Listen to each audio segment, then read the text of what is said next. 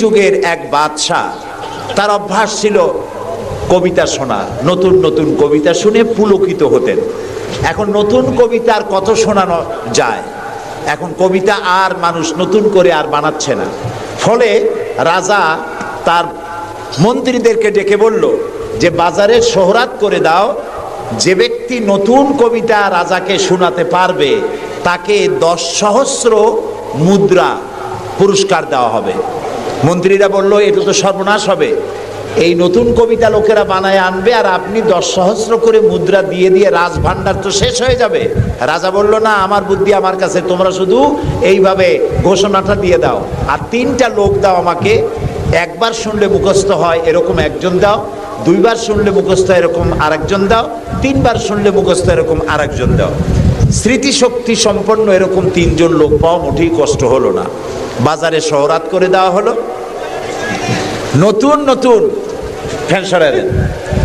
নতুন নতুন কবিতা তৈরি করে কবিরা আসতে লাগলো, দিচ্ছে। আপনারা থামেন না, আমি তো বলে দিয়েছি, ফ্যান সরাই দেন পিছনের দিকে, পিছনে লাগাই দেন আমার পিছনে।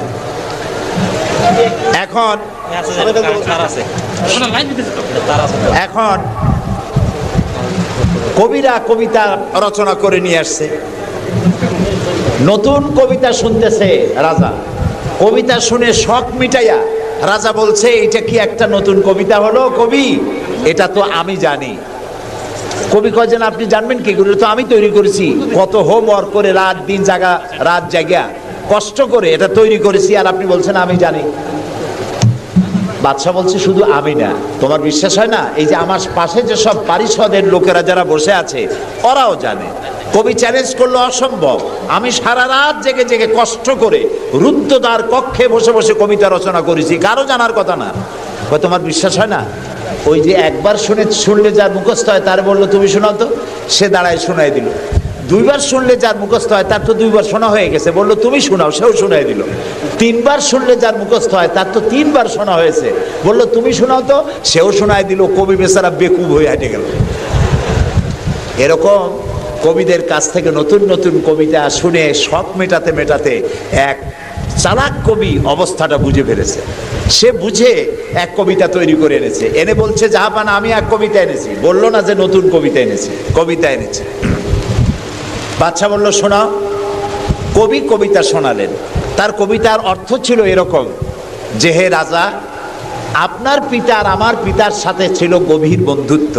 এই বন্ধুত্বের সূত্র ধরে আপনার পিতা আমার পিতার কাছ থেকে 10 সহস্র রৌপ্য মুদ্রা ধার করেছিলেন। চুক্তিপত্রে লেখা ছিল আপনার পিতা আর আমার পিতা মরে যাওয়ার পর আপনি আপনার পিতার উত্তরাধিকার সূত্রে আমার পিতার কাছে দেনা হিসাবে 10 সহস্র রৌপ্য মুদ্রা আমাকে পরিশোধ করবেন। বাদশা শুনিয়া চিন্তা করলো সর্বনাশ, আমি যদি বলি যেটা আমি জানি আর সাথের লোকেরাও জানে তাহলে তো সাক্ষী প্রমাণ হয়ে গেল, তাহলে তো 10 সহস্র মুদ্রা না রৌপ্য মুদ্রা দেওয়া লাগবে, কি সাংঘাতিক কথা। রাজা তখন বলল কবি, এতদিনে নতুন একটা কবিতা তুমি আমারে শোনালে যা আমিও জানি না আমার লোকেরাও জানে না। আমি এই গল্পটি আপনাদেরকে শোনালাম এজন্যে যে সেই যুগের লোকেরা যতটা পাগল, আহাম্মক, বেকুব আমরা মনে করি, এরকম বেকুব ছিল না, আহাম্মক ছিল না। তাদের শৌর্য ছিল, তারা স্বাধীন চেতা ছিল, বীরত্বগাথা ছিল তাদের। তারা কারোর অধীনতা স্বীকার করতো না, বুদ্ধি ছিল, প্রজ্ঞা ছিল, মেধা ছিল, সব ছিল। শুধু একটি জিনিসের অভাবে তারা চুরি করত, ডাকাতি করত, জেনা করত, ব্যভিচার করত, হত্যা করত, এগুলিকে কোনো অপরাধ মনে করত না। সেই জিনিসটির নাম ছিল ওহীর জ্ঞান। সেই জিনিসটির নাম ছিল কি? আল্লাহ রাব্বুল আলামিন সেই যুগে এই মানুষগুলির পরিবর্তনের জন্য, গোটা বিশ্বে শান্তি আনার জন্য, পৃথিবী যখন ধ্বংসের দ্বার প্রান্তে দাঁড়িয়েছে, রহমত ছাড়া পৃথিবীকে আর রক্ষা করা যাবে না, তখন আল্লাহ তাআলা রাসূলকে রহমত হিসাবে পাঠালেন। আল্লাহ তাআলা বলছেন ওয়ামা আরসালনাকা ইল্লা রাহমাতাল লিল আলামিন। নবী হে, আমি আপনাকে আমার গোটা বিশ্বের জন্য, গোটা সৃষ্টি জগতের জন্য আমি আপনাকে আমার করুণার মূর্ত প্রতীক করে পাঠালাম। সৃষ্টি জগতের জন্য আপনি আমার রহমত। সুবহানাল্লাহ। বর্তমান যে মাসটা চলছে, এই মাসটির নাম আরবি মাস মাহে রবিউল আউয়াল। এই মাসেই আল্লাহ তাআলা পাঠিয়েছিলেন বিশ্বনবী মুহাম্মদ রাসূলুল্লাহ সাল্লাল্লাহু আলাইহি ওয়াসাল্লামকে পৃথিবীর মানবতার কল্যাণের জন্য। তাকে এই পৃথিবীতে আল্লাহ তাআলা পাঠিয়েছিলেন। আল্লাহ তাআলা কোরআনে কারীমের মধ্যে বলছেন, সূরা আন-নাহল, আল্লাহ তাআলা বলছেন, وعلى الله قصد السبيل ومنها جائر ولو شاء لهداكم أجمعين وعلى الله قصد السبيل।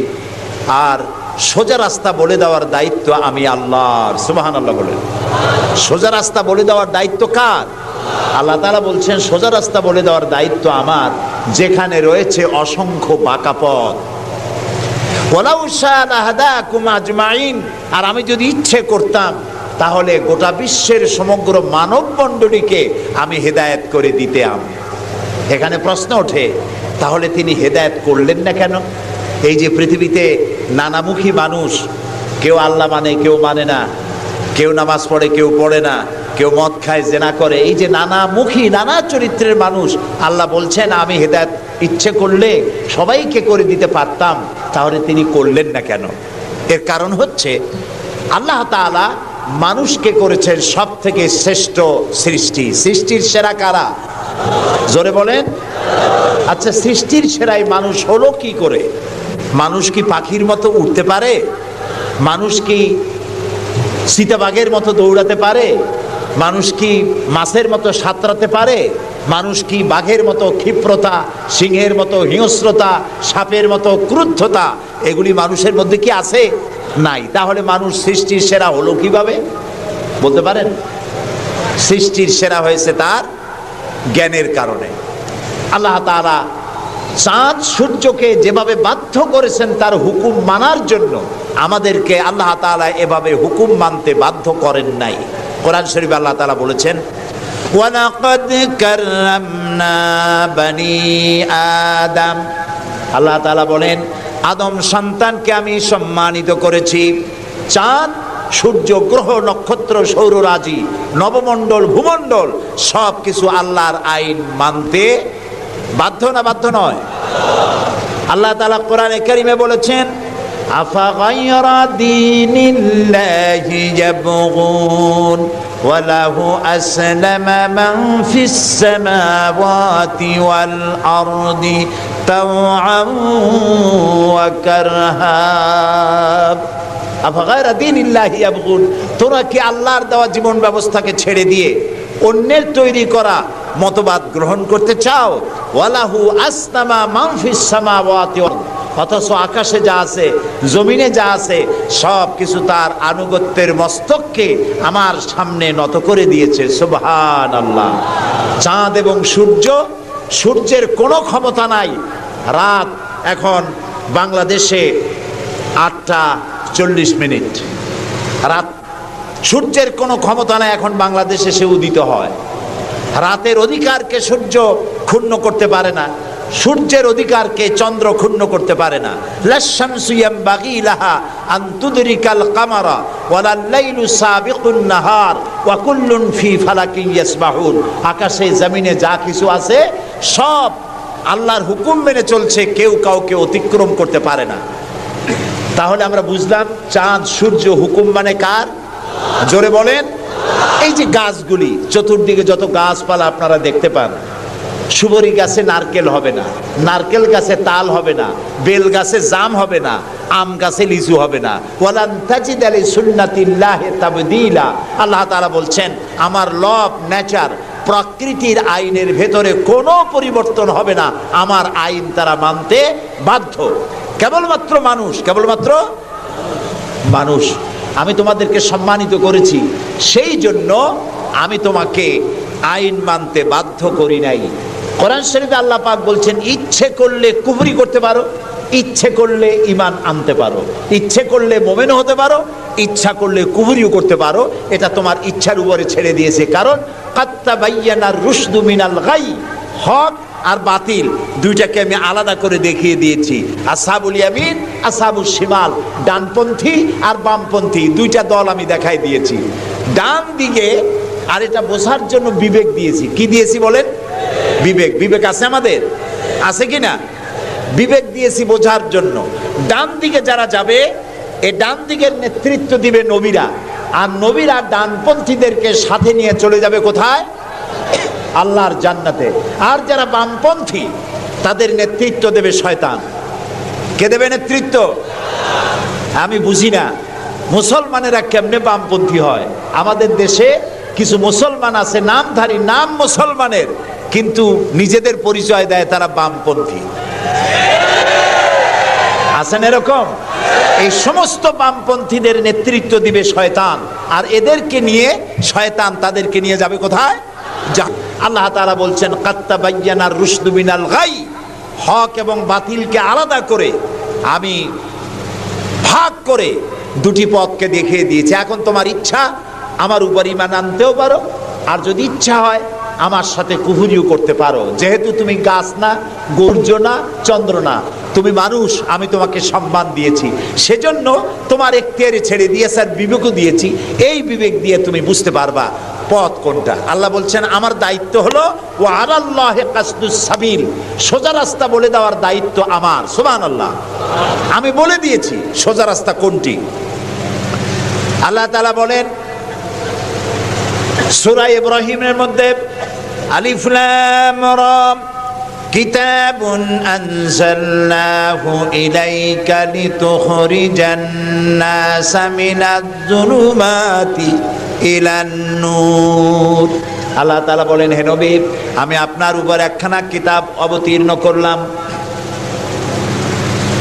এটা একটি কিতাব নাজিল করলাম এই জন্য লিতুখরিজান নাসা মিনাজ যুলুমাতি ইলান নূর, যাতে করে আপনি মানব মণ্ডলীকে অন্ধকার সমূহ থেকে আলোর দিকে নিয়ে আসতে পারেন। লক্ষ্য করুন কথা আল্লাহ, আমি কার কথা শোনাচ্ছি? অন্ধকার সমূহ থেকে আলোর দিকে নিয়ে আসতে পারেন। ওলামারা যারা আলেম তারা বুঝবেন, কোরআন শরীফে আল্লাহ তাআলা অন্ধকারের কথা যত জায়গায় বলেছেন বহু বচনে বলেছেন, এক বচনে বলেন নাই। আর আলোর কথা যখন বলেছেন তখন এক বচনে বলেছেন, বহু বচনে বলেন নাই। নূরের বহু বচন হলো আনোয়ার, এই শব্দটি কোরআন শরীফের মধ্যে নাই। আল্লাহ এখানে কি বলছেন? আমি আপনার উপরে কিতাব অবতীর্ণ করলাম এই জন্য যাতে করে আপনি মানব মণ্ডলীকে অন্ধকার সমূহ থেকে আলোর দিকে আনতে পারেন। অন্ধকার সমূহ কি? অন্ধকার সমূহ হচ্ছে মানব রচিত যত মতবাদ, এ সবগুলো কি বলেন সবাই? অন্ধকার। আর ইসলাম হলো আলো। অন্ধকারের অনেক রূপ হয়, আলোর রূপ হয় মাত্র, বলেন কয়টা হয়? দেখুন, অঙ্ক যেদিন পরীক্ষা হয়, ম্যাট্রিক হোক আর দাখিল পরীক্ষা হোক, অঙ্কের যে পরীক্ষাটা যেদিন হয় সেদিন অঙ্ক পরীক্ষা দিতে গিয়ে যাদের অঙ্ক ভুল হয় তাদের ফলাফল একরকম হয় না বহু রকম হয়? ভুল যা হয় কয় রকম হয়? আর অঙ্ক যাদের রাইট হয় তাদের কয় রকম হয়? একরকম। তাহলে এর দ্বারা কি বোঝা যায়? সত্যের রূপ একটা আর ভুলের রূপ অনেকগুলো। এই জন্য আলোর রূপ একটা, অন্ধকারের রূপ অনেক। যেমন বিদ্যুতের আলো, কেরোসিনের আলো, হেসাকের আলো, চাঁদের আলো, সূর্যের আলো, যত রকমের আলো আছে সব আলোর রূপ একটাই, কিন্তু অন্ধকারের রূপ বিভিন্নতর। শবে কাজেবের এক রকমের অন্ধকার, অমাবস্যার আর এক রকমের অন্ধকার, রাতের আধারের আর এক রকম অন্ধকার, মেঘাচ্ছন্ন হওয়ার আর এক রকম অন্ধকার, কুয়াশাচ্ছন্ন হওয়ার আর এক রকম অন্ধকার, দরজা জানালা ভেন্টিলেটর সব বন্ধ করে দেওয়ার আর এক রকমের অন্ধকার। অন্ধকারের রূপ অনেক আর আলোর রূপ একটা। আল্লাহ বলছেন কোরআন এই জন্য নাজিল করেছি লিতুখরিজান নাসা মিনাজ যুলুমাতি ইলান নূর, মানুষের তৈরি করা যত মতবাদ সব অন্ধকার, আর ইসলাম হচ্ছে আলো। আল ইসলাম নূর, ইসলাম হচ্ছে আলো। আলোর রূপ একটা। আলোর রূপ কয়টা? আল্লাহ তাআলা বলছেন ওয়া আলাল্লাহি কাসদুস সাবিল, আমি সোজা রাস্তা বলে দেব, যেখানে আছে অসংখ্য বাঁকা পথ, সেই সোজা রাস্তার নাম কি বলতে পারবেন? মাশাআল্লাহ, আপনারা সবাই বলতে পেরেছেন। সেই ইসলাম, সেই পথের নাম ইসলাম। এই ইসলামের পথ প্রদর্শক ছিলেন আল্লাহর নবীরা। দুনিয়ায় যত নবী আল্লাহ পাঠিয়েছেন সমস্ত নবীরা হচ্ছেন ইসলামের পথ প্রদর্শক। কিন্তু বইপত্রে অনেক সময় একটা কথা ভুল লেখে, তারা লেখে মুহাম্মদ সাল্লাল্লাহু আলাইহি ওয়াসাল্লাম ইসলাম ধর্মের প্রবর্তক। এটি একটি ভুল কথা। প্রবর্তক অর্থাৎ যিনি শুরু করেন, যিনি যে জিনিসটা চালু করেন, তিনি ওইটার প্রবর্তক হন।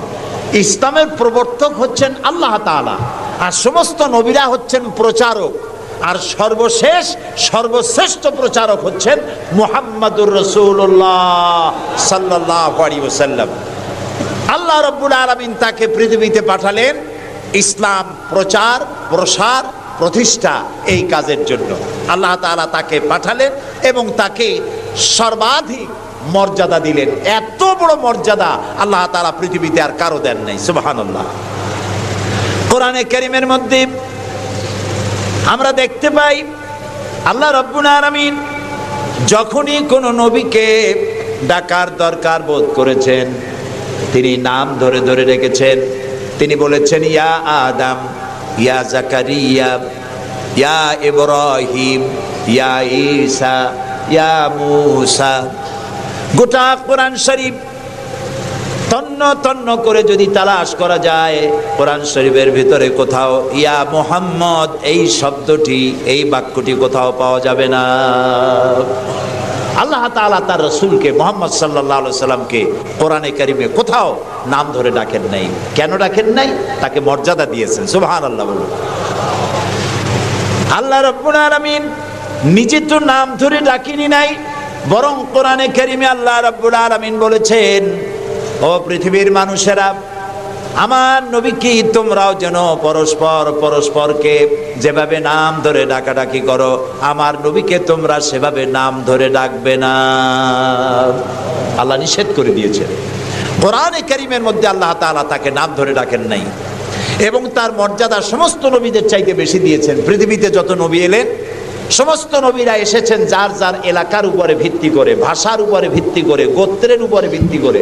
মুহাম্মদ সাল্লাল্লাহু আলাইহি সাল্লাম শুধু আরবি ভাষাভাষীদের নবী ছিলেন না, শুধুমাত্র মক্কার এবং মদিনার নবী ছিলেন না, তিনি বিশ্ব নবী। বলুন তো কি নবী?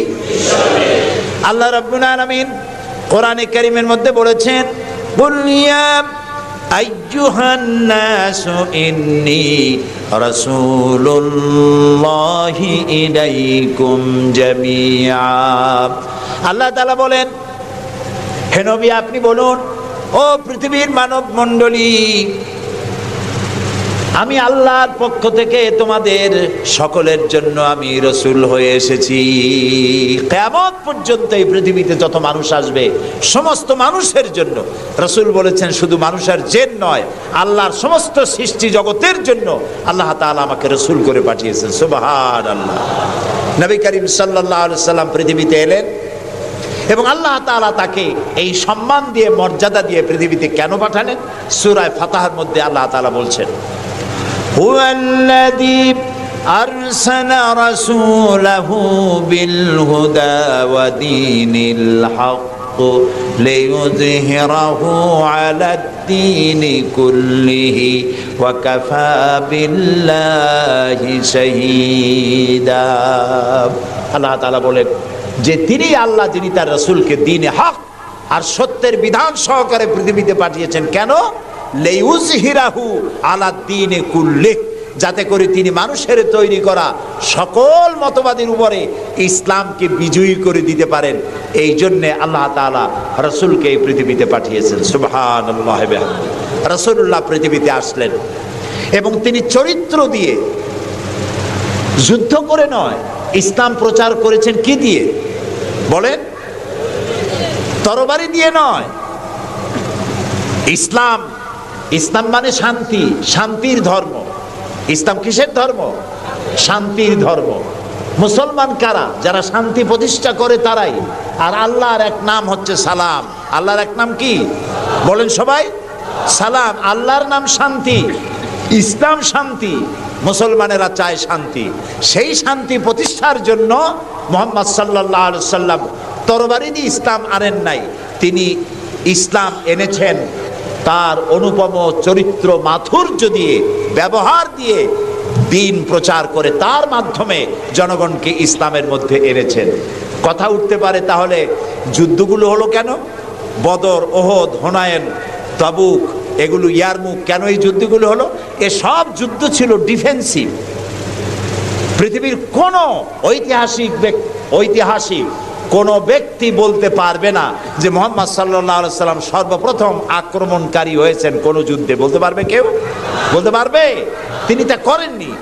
যখন আক্রান্ত হয়েছেন তখন তিনি প্রতিরক্ষামূলক যুদ্ধ করেছেন। আক্রমণাত্মক যুদ্ধ রাসূলুল্লাহ তার জীবনেও করেন নাই। সুবহানাল্লাহ। চরিত্র দিয়ে তিনি দুনিয়াকে বিজয় করেছেন।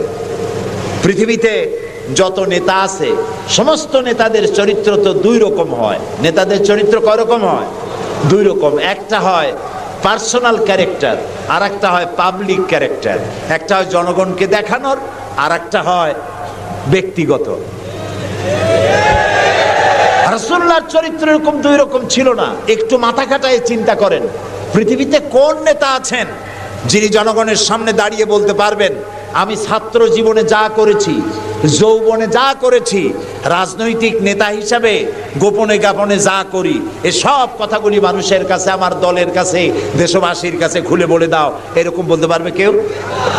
একজনও পারবে না। যদি বলে তাহলে সব সর্বনাশ। এই পৃথিবীতে একমাত্র নেতা জনাবে মুহাম্মদুর রাসূলুল্লাহ সাল্লাল্লাহু আলাইহি ওয়াসাল্লাম। তিনি বলেছেন, ও আমার সাহাবীরা, ও আমার স্ত্রীরা, দিনের আলোতে আর রাতের আধারে আমার ভিতরে তোমরা যে আচরণ আমার দেখতে পাও, আমার ওঠা বসা, আমার চলাফেরা, আমার আচার আচরণ, যা কিছু আমার ভিতরে দেখতে পাও সবগুলি খুলে খুলে মানুষের সামনে বলে দাও। সুবহানাল্লাহ। রাসূলুল্লাহর চরিত্রের সার্টিফিকেট, তার আখলাক কেমন, এটা জানার জন্য হযরত আয়েশার কাছে কয়েকজন সাহাবী প্রশ্ন করেছিলেন, মা, রাসূলুল্লাহর কাছে বেশি সময় কাটাবার সুযোগ আপনি পান, তার ইনস অ্যান্ড আউট আপনি ভালো করে জানেন, বলুন তো তার আখলাক কেমন, তার চরিত্র কেমন? মা আয়েশা বললেন, তোমরা কি কোরআন পড়েছো? বললেন, হ্যাঁ কোরআন পড়েছি। কোরআন কি বোঝো? হ্যাঁ কোরআন বুঝি।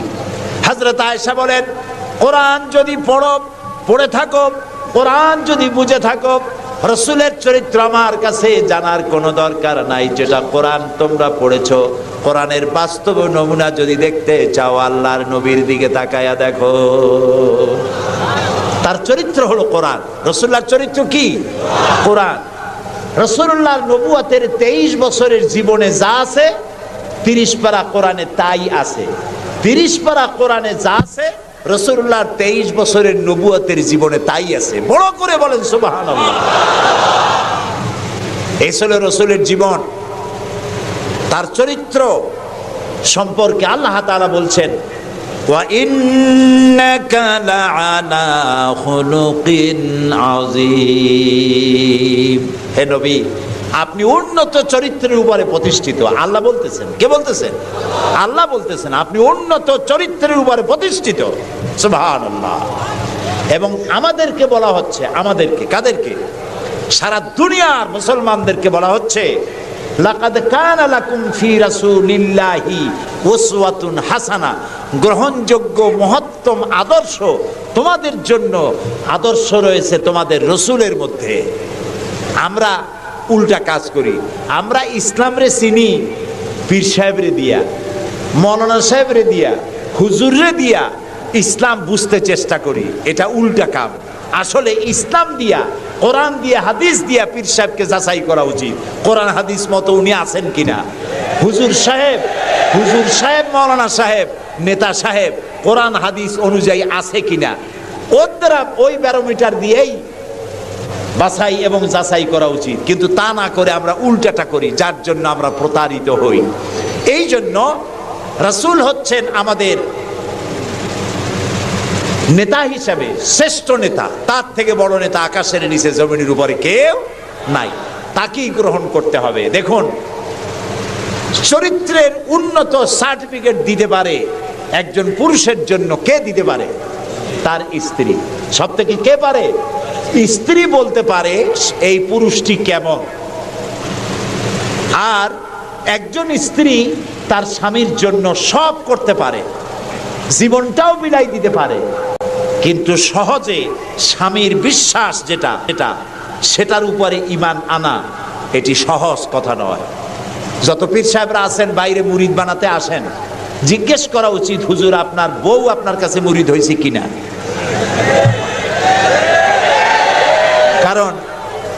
কারণ বউ জানে। বাইরে এসে যতই হুজুর অনেক কিছু নামের আগে মেজবাহুল আরেফিন, সিরাজুস সালিকিন, তারপরে কি কুতুবে রব্বানি, গাউসে সামদানি,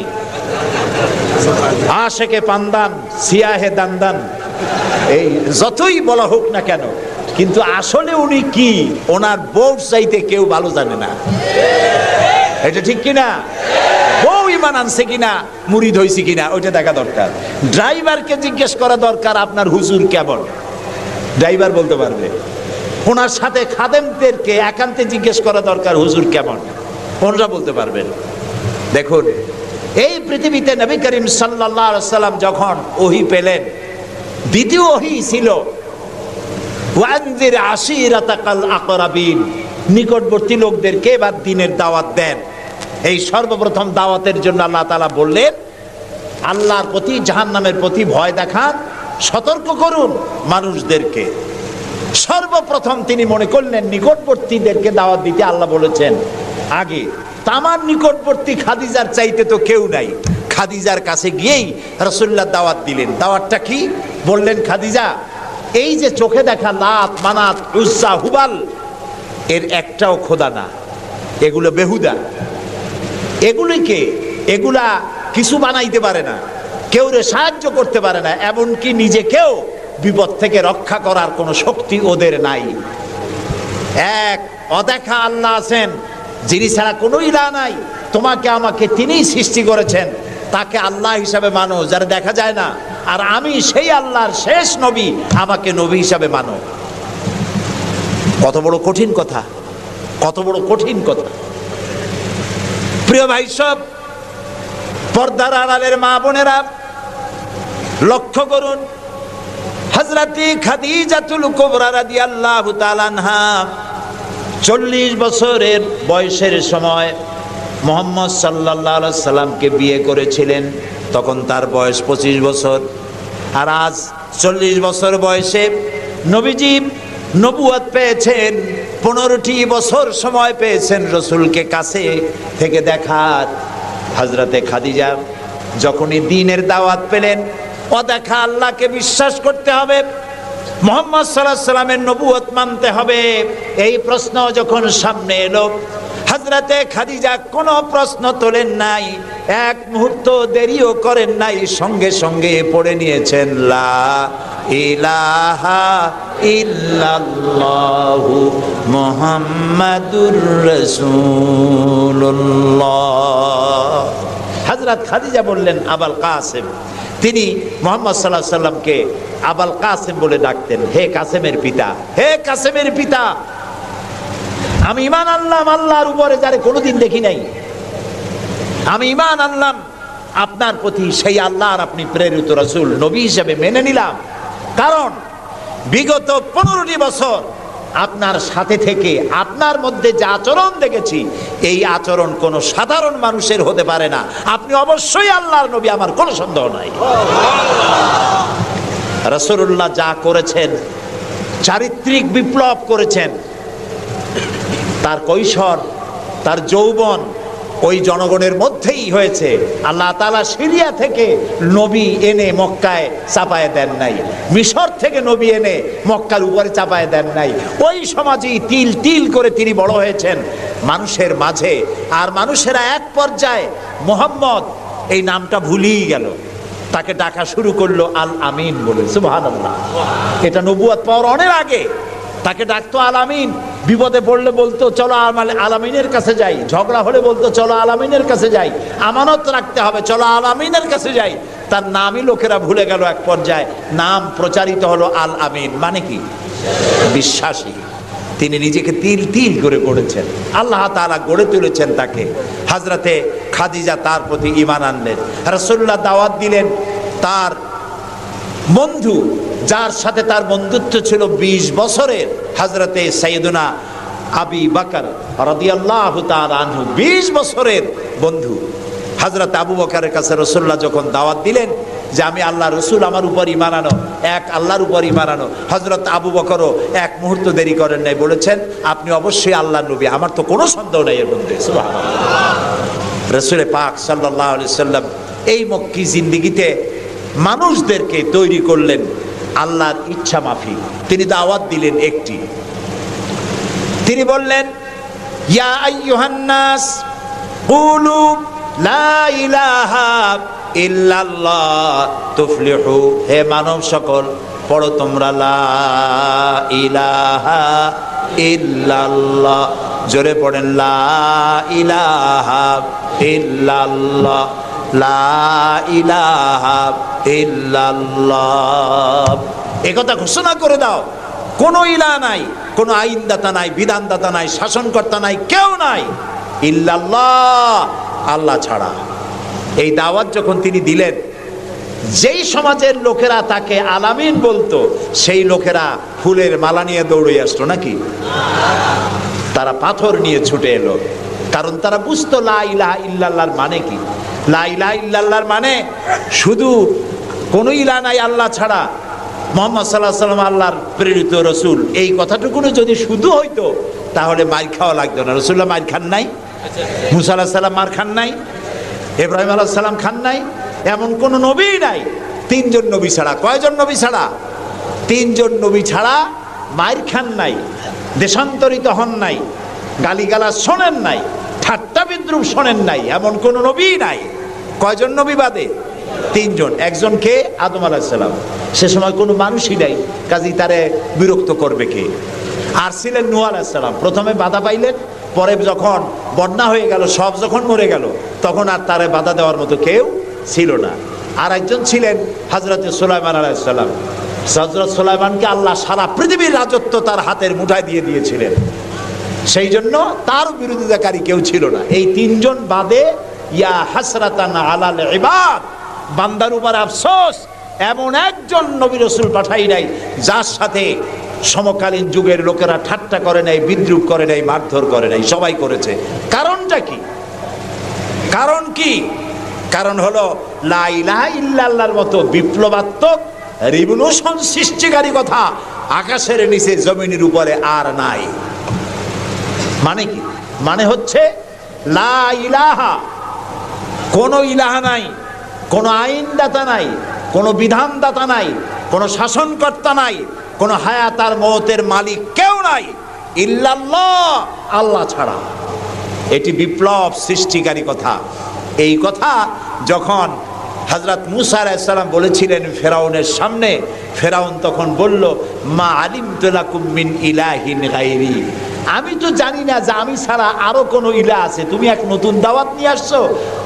আনা রাব্বুকুমুল আলা, আমি তো বড় খোদা, আমি তো বড় ইলাহ।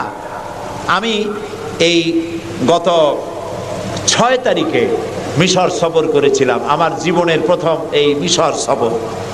উদ্দেশ্য ছিল মূসা আলাইহিস সালামের দেশ দেখা, ফেরাউনের দেশ দেখা। সেখানে ফেরাউনকেও অবশেষে দেখে এলাম।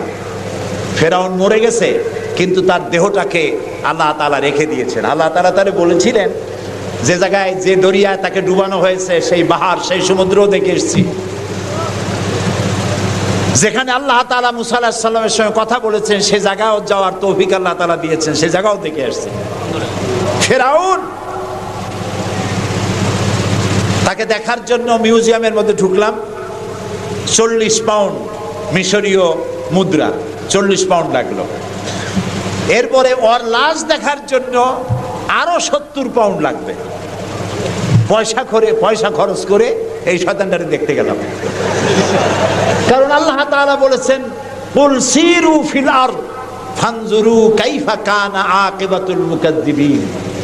ঘুরে বেড়াও, আমার পৃথিবী ভ্রমণ করো। আল্লাহ তাআলা বলছেন, আমার পৃথিবী ভ্রমণ করো আর দেখো মহাসত্যের অস্বীকারীদের আমি কি পরিণতি করেছি, দেখে আসো। সুবহানাল্লাহ।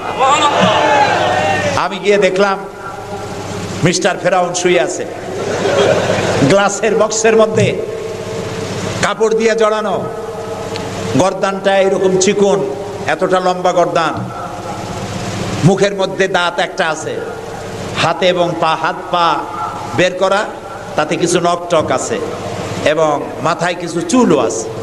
কয়েক হাজার বছর আগের লাশ। সে যখন ডুবতেছিল তখন বলতেছিল, আমান্তু না হ্যাঁ আমান্তু কামা আমানাত বিহি বানু ইসরাইল। আমি ঈমান আনলাম বনি ইসরাইলরা যার উপর ঈমান আনছে, আল্লাহর উপর ঈমান আনছে এটা কিন্তু বললো না। বনি ইসরাইলেরা যার উপরে ঈমান এনেছে তার উপরে ঈমান আনলাম। ওয়া আনা মিনাল মুসলিমিন। আল্লাহ আমি তো একজন মুসলমান, আমার আবারও সুবাও কেন? আল্লাহ তাআলা বললেন, আল আন, এখন ওয়াকাদ আসাইতা কাবলু ওয়া কুনতা মিনাল মুফসিদিন।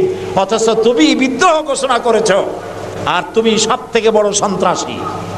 ও বলছে আনা মিনাল মুসলিমিন, ও বলছে আনা মিনাল মুসলিমিন, আমি তো মুসলমানদের একজন। আল্লাহ কয় ওয়া কুনতা মিনাল মুফসিদিন, তুই তো সন্ত্রাসী, বিপর্যয় সৃষ্টিকারী।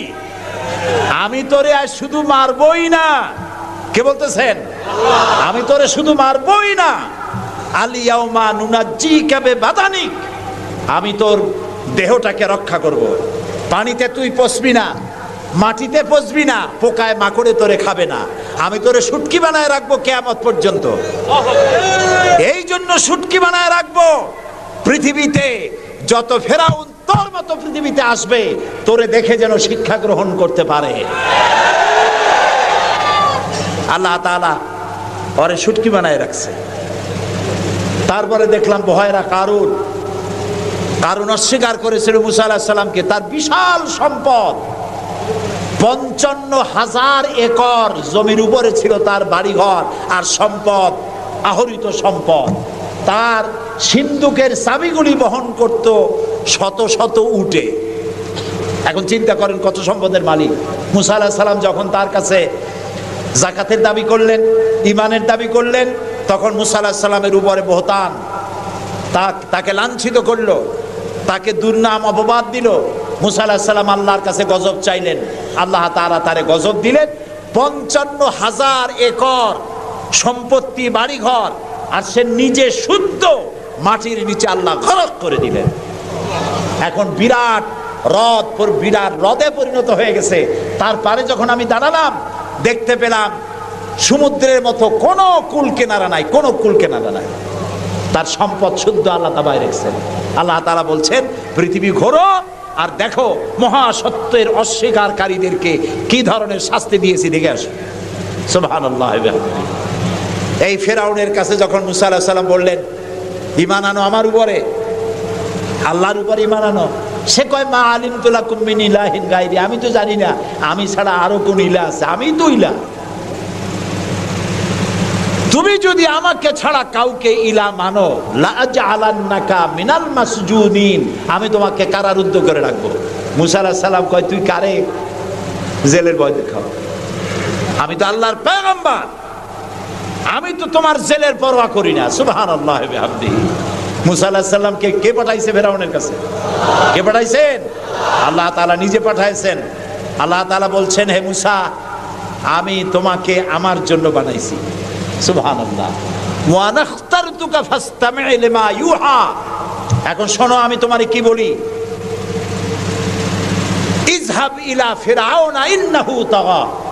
ফেরাউনের কাছে যাও, সে সীমা লঙ্ঘন করেছে, তার কাছে দ্বীনের দাওয়াত দাও। মুসা আলাইহিস সালাম বললেন, আল্লাহ আমি তো কথা বলতে কি একটু তোতলা ভাব, আমি তো কথা ভালো করে বলতে পারি না। রব্বিশরাহ লি সদরি ওয়া ইয়াসসির লি আমরি ওয়াহলুল উকদাতাম মিন লিসানি ইয়াফকাহু কাওলি। আল্লাহ তাআলা আমার সিনাটারে খুলে দাও, আমার বক্তব্যকে স্পষ্ট করে দাও, আমি যা বলি তা যেন মানুষ বোঝে সুযোগ করে দাও। হারুন আখিসদুদ বিহি আজরি ওয়া আশরিকহু ফি আমরি, আর আমার ভাই হারুনকে আমার সহযোগী করে দাও। সুবহানাল্লাহ বিহামদিহি। তিনি আল্লাহর দাওয়াত দিলেন। এই দাওয়াত দিতে গিয়ে হযরত মুসা আক্রান্ত হয়েছেন, ইব্রাহিম আলাইহিস সালাম আক্রান্ত হয়েছেন, নবী করিম সাল্লাল্লাহু আলাইহি ওয়াসাল্লাম আক্রান্ত হয়েছেন। আবু জাহেল, আবু লাহাব, উতবা, সাইবা, মুগীরা সবাই মিলে বলেছে আবু তালেবের কাছে মুহাম্মদ সাল্লাল্লাহু আলাইহি ওয়াসাল্লামকে বলুন যেন লা ইলাহা ইল্লাল্লাহর দাওয়াতটা না দেয়। এই দাওয়াতটা যদি না দেয়, যত বড় সুন্দরী মেয়ে উনি পছন্দ করবেন তার সাথে বিয়ে দিয়ে দেব। টাকা চাই, সোনা চাই, সব দেব, নেতৃত্ব চাই তাও দেব। আল্লাহর নবীর কাছে এই প্রস্তাব যখন এলো, নবীজি বললেন আমার চাচা আপনি ওদেরকে শোনায় দেন, ওদের পক্ষে যেটা দেওয়া সম্ভব সেটা তো দেওয়া দূরের কথা, যেটা দেওয়া সম্ভব নয় তাও যদি আর আমাকে দিতে পারে, আকাশের সূর্যটা এনে যদি আমার ডান হাতে উঠায় দেয় আর আকাশের পূর্ণিমার চাঁদটা যদি আমার বাম হাতে উঠায় দেয়, এর বিনিময়ে আমি মুহাম্মদুর রাসূলুল্লাহ সাল্লাল্লাহু আলাইহি ওয়াসাল্লাম এক মুহূর্তের জন্য তাওহীদের দাওয়াতকে বন্ধ করে দেব না। নবী করিম সাল্লাল্লাহু আলাইহি ওয়াসাল্লাম মক্কি জিন্দেগিতে মানুষের কাছে কালেমার দাওয়াত পৌঁছালেন। আর মূল লক্ষ্য হচ্ছে পৃথিবী কার? বলেন পৃথিবী কার? আইন চলবে কার? আল্লাহর। সেই আইন প্রতিষ্ঠা করার জন্য একা একা করা যাবে না, একটা জনগোষ্ঠী তৈরি করা দরকার, একটা দক্ষ জনশক্তি তৈরি করা দরকার যারা দেশ পরিচালনার যোগ্য। এরকম লোক রাসূলুল্লাহ মক্কির জীবনে 13 বছরে দক্ষ একটা জনগোষ্ঠী তৈরি করে ফেললেন। সুবহানাল্লাহ কর। দেখছেন দক্ষ কারে কয়? আবু বকর, ওমর, ওসমান, আলী, খাব্বাব, খুবাইব, আমের, তালহা, জুবাইর, আবু উবাইদা ইবনুল জাররাহ রিদওয়ানুল্লাহ তাআলা আলাইহিম আজমাইন। এই সব লোক তৈরি হয়ে গেল। সুবহানাল্লাহ। এই সব লোক তৈরি হয়ে যাওয়ার পর যে উদ্দেশ্যে রাসূলকে পাঠানো হয়েছিল সেই উদ্দেশ্য এখন কার্যকরী হচ্ছে। আমরা তো উল্টোপাল্টা কাম করি। 12ই রবিউল আউয়াল আসলেই পতাকা দিয়ে রাজধানী সাজাই। 12ই রবিউল আউয়াল আসলেই বিরাট একটা মিছিল, কোন একজন লোককে সামনে রাখা তারপর একটা মিছিল শুরু হয়ে গেল। তোমপে লাখো সালাম, কতগুলা পতাকা নিয়ে লাখো সালাম দিলাম, হাজার হাজার গাড়ি নিলাম, লোকজন নিলাম, এরপরে এক জায়গায় বসে নবী সালাম আলাইকা, ইয়া রাসূল সালাম আলাইকা, গরম গরম জিলাপি। রবিউল আউয়াল শেষ, রাসূলুল্লাহর মহব্বতও শেষ। বিশ্বাস করুন, এই সমস্ত জিনিস দিয়ে মূল টার্গেট থেকে মুসলমানদেরকে সরিয়ে দেওয়া হচ্ছে। আপনারা আমাকে জবাব দেন, যারা এই সব কাজ করে তারা বলে রাসূলুল্লাহর ভালোবাসায় করি।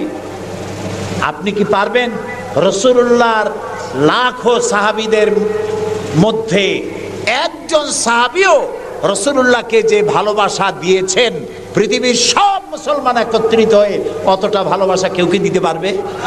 পারবে? এবার বলেন, সাহাবীরা এরকম কোন মিছিল করেছেন রাসূলুল্লাহর জন্মদিনে? তার জন্মদিবস পালন করেছেন? করেন নাই। যেটা হাদিসে নাই আমরা তা করতে পারি না। যে মিলাদ এখন পড়া হয়, যে সিস্টেমে পড়ানো হয়, একত্রিত হয়ে নবী সালাম আলাইকা, রাসূল সালাম আলাইকা, সাহাবীরা এরকম করেন নাই, তাবিঈনরা করেন নাই, তাবিঈনরা করেন নাই। মিলাদের এই সিস্টেম চালু হয়েছে রাসূলের ইন্তেকালের অন্তত 600 বছর পর। ফাইনা তাযহাবুন, কোথায় চলছি আমরা? রাসূলের মূল অনুষ্ঠান ছেড়ে দিয়ে, মূল কাজ ছেড়ে দিয়ে ভিন্ন পথে প্রবাহিত হচ্ছি। আমাদেরকে বিভিন্ন শব্দের মার প্যাচে সিরাতুন নবী করব না মিলাদুন নবী করব, মিলাদ পড়বো তো দাঁড়ায় পড়বো না বসে পড়বো, এই সমস্ত চক্করের মধ্যে ভালাই দিয়া টার্গেটে যাওয়ার পথের থেকে আমাদেরকে বাধাগ্রস্ত করা হচ্ছে। প্রিয় ভাই সব, নবী করিম সাল্লাল্লাহু আলাইহি ওয়াসাল্লাম জনশক্তি তৈরি করে ফেললেন, একটা রাষ্ট্র চালাবার মতো লোক তৈরি হয়ে গেল। আপনি যদি এই যে আর্মির ট্রেনিং হয়, শীতকালীন মহড়া হয়, আর্মির ট্রেনিং হয় কেন? এত পয়সা দিয়ে আর্মি টিকায় রাখা হয় কি জন্য? কি জন্য? দেশ রক্ষার জন্য। আমরা তো সবাই দেশপ্রেমী, আমরা দেশ রক্ষা করতে তো আমরাই পারি। আর্মিদেরকে এত পয়সা খরচ করে করানো হচ্ছে কেন? এই জন্য করানো হচ্ছে, যখন যুদ্ধ বাঁধবে তখন আপনি অস্ত্র চালাইতে পারবেন না, অস্ত্র চালাবার মতো যোগ্যতা সম্পন্ন লোক গভর্নমেন্ট তৈরি করে, প্রতিরক্ষা বাহিনী তৈরি করে, যাতে করে কোনো দেশ আমার স্বাধীন ভূমির উপরে আঘাত করতে না পারে। সেই জন্য এখন এটাকে পরিচালনার জন্য ট্রেনিং দেওয়া হয় মুসলমানদেরকে। আল্লাহ তাআলা কোরআনের মাধ্যমে, ইসলামের মাধ্যমে, হাদিসের মাধ্যমে তাদেরকে ট্রেনিং দেওয়া হয়। জমিন আল্লাহর, আইন চলবে আল্লাহ। আইনের ইমপ্লিমেন্টের জন্য, সে আইন প্রয়োগ করার জন্য দক্ষ যোগ্য জনশক্তি প্রয়োজন। রাসূলুল্লাহ নিজের সোহবত দিয়ে ধন্য করেছেন সাহাবায়ে কেরামদেরকে, তাদেরকে তৈরি করতে সক্ষম হয়েছেন। 13 বছর চলে যাওয়ার পর আল্লাহ পাক তাকে হিজরত করার অর্ডার করলেন। এবার রাসূলুল্লাহ মদিনায় চলে আসলেন। মদিনায় এসে ইসলামী রাষ্ট্রের ঘোষণা দিলেন। সুবহানাল্লাহ বলেন। এবার রাসূলুল্লাহ প্রেসিডেন্ট, এবার রাসূলুল্লাহ কি প্রেসিডেন্ট, রাষ্ট্রপতি। আর তার সংবিধান হলো কোরআন। সংবিধান কি? কোরআন। কোরআনের আইন চালু করে দিলেন। তিনি রাষ্ট্রপ্রধান হলেন। সমাজ থেকে চুরি ডাকাতি জেনা ব্যভিচার হত্যা ধর্ষণ সব দূরীভূত হয়ে গেল। আজ মানুষ দরজা খুলে ঘুমাবার সুযোগ পেয়ে গেল। নবী করিম সাল্লাল্লাহু আলাইহি ওয়াসাল্লাম ঘোষণা করলেন, খায়রুল কুরুনি কারনি, সর্বশ্রেষ্ঠ যুগ হলো আমার যুগ। রাসূলের যুগ হলো শ্রেষ্ঠ যুগ। সমাজ থেকে চুরি ডাকাতি নির্মূল হয়ে গেল কোরআনের আইন চলার কারণে।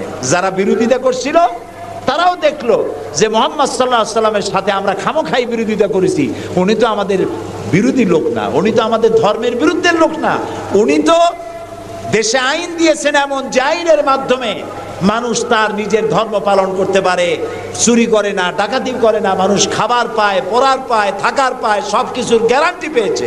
আল্লাহ তাআলা তখন একটি সূরা নাজিল করলেন। আল্লাহ তাআলা সূরা নাসর নাজিল করলেন, ইযা জাআ নাসরুল্লাহি ওয়াল ফাত ওয়া রাআইতান নাসা ইয়াদখুলুনা ফি দীনিল্লাহি আফওয়াজা। আল্লাহ তাআলা বলেন, যখন আল্লাহর পক্ষ থেকে বিজয় আসবে, আল্লাহর সাহায্য যখন আসবে, তখন দেখতে পাবে দলে দলে লোকেরা ইসলামে প্রবেশ করছে। রাসূলুল্লাহর ইন্তেকালের সময় দেখা গেল আশেপাশে যত গোত্রে ছিল, এলাকা ছিল, সব পড়ে ফেলেছে লা ইলাহা ইল্লাল্লাহু মুহাম্মাদুর রাসূলুল্লাহ। কাফের বলতে আর কেউ ছিল না। শান্তি পেল, নিরাপত্তা পেল। ইসলাম শান্তি এবং নিরাপত্তা। এই শান্তি এবং নিরাপত্তার পথে মানুষ যাতে আর না আসতে পারে, সেই জন্য আজকের পৃথিবীর বৃহৎ শক্তি লেগেছে ইসলামকে ধ্বংস করার জন্য। আজ আমাদেরকে বলা হচ্ছে সন্ত্রাসী, মুসলমানদেরকে বলা হচ্ছে সন্ত্রাসী আর মৌলবাদ। আপনারা বলেন বাংলাদেশের মতো এত শান্তি আর কোথায় আছে বলেন? এই যে পয়লা বৈশাখ গেল, পয়লা বৈশাখী আনন্দ উদযাপন করার জন্য ঢাকা শহরে যা মানুষ নামলো, ইতিহাসে নাকি এত মানুষ কোনোদিন নামে নাই। পেটে বাচ্চা, কোলে বাচ্চা, ঘাড়ে বাচ্চা, এগুলো নিয়ে রাত 12টা 1টা পর্যন্ত রাস্তায় রাস্তায় হিন্দু মুসলমান দৌড়দৌড়ি করেছে। কোনো অশান্তি ছিল? এই প্রথমবারের মতো বাংলাদেশে গত 30 বছরের মধ্যে গত রমজানে রোজার পূজা একসাথে আসলো, ঠিক না? হিন্দুরা তাদের দুর্গা পূজা করতে পারছে? বলেন না পারছে কিনা?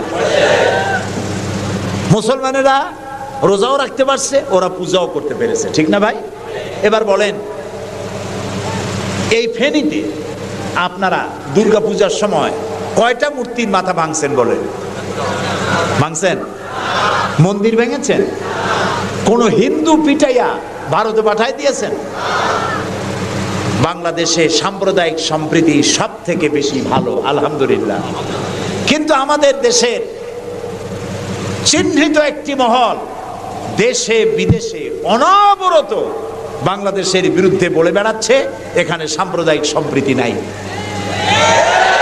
এখানে নাকি হিন্দুরা নিরাপত্তা বোধ করছে না, এখানে নাকি সন্ত্রাসের জ্বালা মানুষ অস্থির, আর সন্ত্রাস সব নাকি তৈরি হয় মাদ্রাসায়। এরা মাদ্রাসা বিরোধী, মাদ্রাসা ওদের সহ্য হয় না। প্রিয় ভাই সব, এটাই জন্য আমাদেরকে যে কথার থেকে এই পর্যন্ত এসছি, আমাদের বলা হচ্ছে সন্ত্রাসী, মৌলবাদী। বাংলাদেশে সন্ত্রাসী এটি একটি গল্প। আন্তর্জাতিক সন্ত্রাসের সাথে বাংলাদেশের কোনো সম্পর্ক নাই, আলহামদুলিল্লাহ। আমরা আমেরিকাকে বলতে চাই, অভিশপ্ত ইহুদিরা প্রত্যেক দিন প্যালেস্টাইনি মুসলমানদেরকে হত্যা করছে, এটা কি সন্ত্রাসী তৎপরতা নয়? ইহুদিরা প্রতিদিন তাদের বুলডোজার দিয়ে ফিলিস্তিনের মুসলমানদের বাড়ি ঘর বুলডোজার দিয়ে মাটির সাথে গুড়িয়ে দিচ্ছে, এটা কি সন্ত্রাসী তৎপরতা নয়? সেই অভিশপ্ত ইহুদি জাতির প্রধানমন্ত্রী শ্যারন, তারে বুশ বলছেন তিনি নাকি শান্তির পায়রা।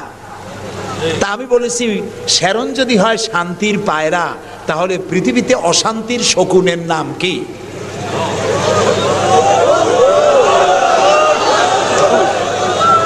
আপনাদের ফতোয়াই কার্যকরী হোক। আল্লাহ আছেন, আল্লাহ আছেন। ও তো ভালো, ফেরাউন ওর থেকে শক্তিশালী ছিল, নমরুদ ওর থেকে শক্তিশালী ছিল। ফেরাউনরে চুবাইয়া আল্লাহ শেষ করছে, নমরুদরে জুতা দিয়ে পিটাই আল্লাহ বিদায় করে দিছে, ঠিক না? সেই আল্লাহ আছে কি না? জোরে বলেন, আছে। তবে ওয়ামাকারু ওয়ামাকার আল্লাহ ওয়াল্লাহু খায়রুল মাকিরিন। আল্লাহর কৌশল, আল্লাহ সব থেকে বড় কৌশলী। ও বলতেছে মুসলমান শেষ করে দেবে, কলে কলে সব শেষ করবে, মুসলমান ইসলামের রাষ্ট্র শেষ করে দেবে। আল্লাহ তাআলা তার ঘরের মধ্যে মুসা আলাইহিস সালামের মারার চেষ্টা করছিল না ফেরাউন? একটা পুরুষও বাঁচতে দেবে না, সব মেয়ে লোক জিন্দা রাখবো, মেয়ে লোক সব মেরে ফেলবো, এরকম বলছিল না? সেই জায়গায় আল্লাহ মুসারে বানাইছেন কিনা? লালিত পালিত করছেন কোথায়? ফেরাউনের ঘরের মধ্যে। যে বুশ দুনিয়া থেকে ইসলাম আর মুসলিমদেরকে মিটাতে চান, সেই বুশের ঘরের মধ্যে আল্লাহ তাআলা ইসলাম ঢুকাই দিছে। উনি লাগছেন ইসলাম রে শিকল কাটার জন্য, মেয়ে লোকরে মসজিদের ইমামতি করার জন্য। কারা কি করতেছে আমরা বুঝি, আমরাও ভাত খাই। আমার জাতি মদ খাইয়া চোখ লাল করে না, আল্লাহর মেহেরবানি। তোমার জাতি করে। আমেরিকায় মেন্টাল হসপিটালে রুগী সব থেকে বেশি, পাগল বেশি দুনিয়ার সব জায়গায়। দুনিয়ার সবচাইতে বেশি পাগল কোন দেশে? আমেরিকায়। কারণ ওদের ব্রোকেন ফ্যামিলি, যৌথ পরিবার না, স্বামী স্ত্রী বিশ্বাস করে না, স্ত্রী স্বামীরে বিশ্বাস করে না, বাপ ছেলেরে স্নেহ করে না, ছেলে মায়ের ভক্তি করে না। অশান্তির জ্বালায় মাথার চুল চতুর্দিক দিয়ে কাটিয়া মাথার উপরে তালপট্টির দ্বীপ বানায় রাখে। কেউ বা মাথার চুল ছোট ছোট করে কাটিয়া পিছনের দিকে বাসার নাম্বার, মোবাইল নাম্বার লিখে রাখে। আমি দেখে কইছি, শয়তানে যদি দেখে, শয়তান খালি কানবে আর বলবে যে আমি শয়তান হয়েছিলাম কি কাজে? এইটা তো খাড়া শয়তান। শান্তি নাই, অশান্তির দাবানল জ্বলছে গোটা আমেরিকা জুড়ে। ওরা মুসলমানদের ঐতিহ্য ধ্বংস করার জন্যে একটা কোথার থেকে শয়তান মহিলা এনে মসজিদের ইমামতি করেছে। আর ওর পেছনে যারা নামাজ পড়ছে সেগুলো সব বেনামাজি, কোনো নামাজি না। আর যিনি ইমামতি করেছেন, পত্রিকা এসেছে তার নাকি স্বামী ছাড়াই একটা বাচ্চাও হয়েছে। এই হলো ইমাম। যে জাতের ইমাম সেই জাতের মুয়াজ্জিন, সেই জাতের মুক্তাদি। প্রিয় ভাই সব, 9/11-এর পরে ওই জাতির মধ্যে চিন্তা হয়েছিল যে মুসলমানেরা নাকি বোমা মারে সব জায়গায়। পত্রপত্রিকা আসছে মুসলমানরা বোমা মারছে। তো মুসলমানরা এই আধুনিক বোমা বানাবার শক্তি পায় কোথায়? নিশ্চয়ই কোরআন শরীফ আছে। এই কোরআন শরীফ পড়া শুরু করলো। কোরআন শরীফ পড়িয়া তারা দেখতে পেল যে এর মধ্যে তো বোমা বানাবার কথা নাই, বরং সন্ত্রাসের বিরুদ্ধে বক্তব্য আছে, সন্ত্রাসীদের কি শাস্তি হবে তাও সূরা মায়েদার মধ্যে আল্লাহ বলে দিয়েছেন। এখন কোরআন শরীফ পড়ে পড়ে অবস্থা এই হয়েছে, প্রত্যেক বছর আমেরিকায় 20 থেকে 25 হাজার আমেরিকান সাদা খ্রিস্টান ইসলাম কবুল করে মুসলমান হয়ে যাচ্ছে। ঠেকাইতে পারবে না ইসলামকে। ইসলাম হলো সূর্যের মতো, এদিক দিয়ে ডুবে দেখা যায় পশ্চিম দিক দিয়ে ডুবে গেছে, আর বুঝি উঠবে না। সকালবেলা দেখে পূব দিক দিয়ে কি হয়েছে, উদিত হয়ে গেছে, আবার ওদিকে ডুবলো, এদিক দিয়ে উঠলো। ইসলামও এইরকম। মনে হয় ইরাকে ইসলাম শেষ, আফগানে শেষ হয়ে গেল, আল্লাহ তাআলা আবার ফিলিস্তিন দিয়ে উঠায় দেবে, বাংলাদেশ দিয়ে উঠায় দেবে, কাশ্মীর থেকে উঠায় দেবে।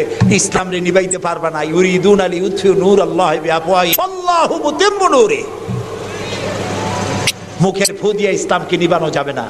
এটা কার? ইসলাম কার? আল্লাহ তাআলা। সেই জন্য আমরা চাই ইসলামকে মানুষকে বুঝায়া, মানুষকে আস্তে আস্তে ইসলামের দিকে নিয়ে আসা। আল্লাহ তাআলা আমাদেরকে সেই তৌফিক দান করুন। আমরা বলি আমিন। সবাই বলি আমিন।